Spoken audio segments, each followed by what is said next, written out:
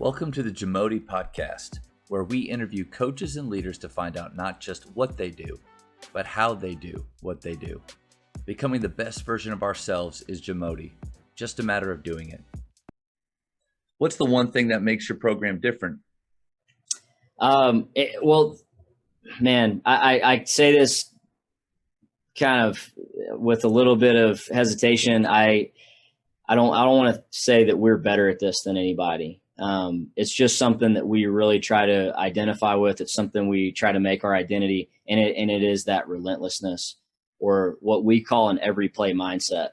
A while back, I was looking back at some of our previous seasons and looking at some numbers, and in any given game, an average game, there'd be about 120 possessions between the two teams. What is it for you guys? Offensively, we want to be around 80 or 90. Okay. So it's going to be more, because you guys play so fast, that there's going to be more possessions in the game. Mm-hmm. But in an average game for us, there might be 60 to 70 possessions for us, and then 60 to 70 for the other team. So we're looking at 120 possessions a game. And in any one of those games, or any one of those possessions, you're going to have, at least between 8 to 10 actions. And that might be a pass, a screen, a cut. And when you multiply that out, you're looking at 1,000 plus actions every game.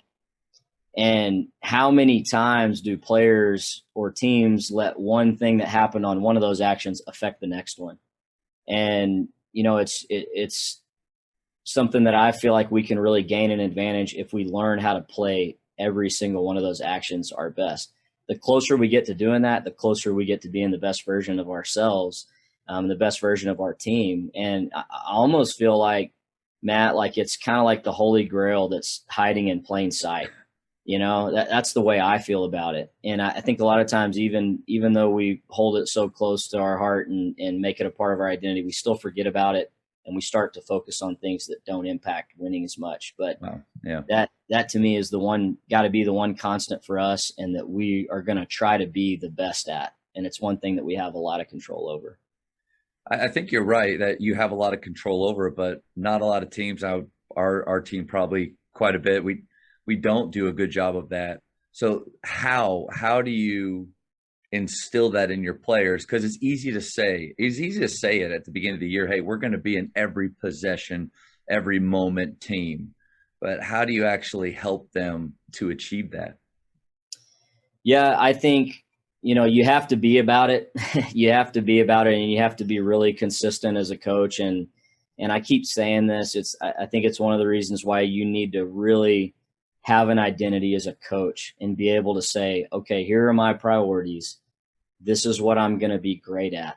And that to us is our number one priority. And that's where I feel like sometimes we do get an advantage, because other people, they may make another aspect their number one priority that maybe isn't quite as important as that. And that's just my opinion. Yeah. I think a great way to do that is film.